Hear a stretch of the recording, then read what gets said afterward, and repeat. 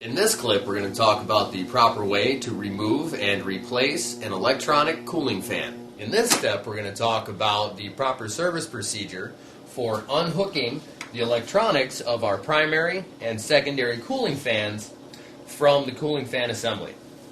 The first thing you want to do prior to touching any electronic connections is unhook the negative battery cable.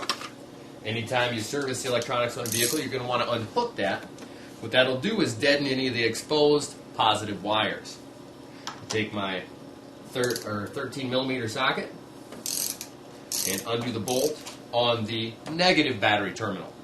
Now, this will wipe the computer's memory. It'll also reset your clock and radio station memory.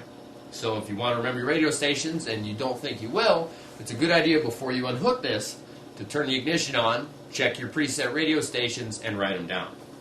You go ahead and wiggle it off. If your battery terminal is corroded while you have it apart, it's a good idea to take and go ahead and clean it up.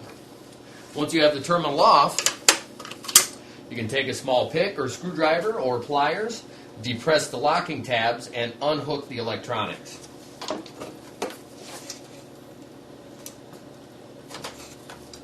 Right, there's one. Like I said, this has a primary and a secondary cooling fan. The primary is the large one and will run when the engine is hot and is commanded on to run through its duty cycle. The secondary cooling fan is used mostly when you run your air conditioning. When you run the air conditioning, additional heat is going to be run via the refrigerant through your condenser. This secondary cooling fan will take up for that additional heat.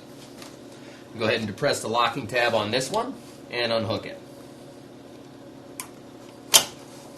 Right like so.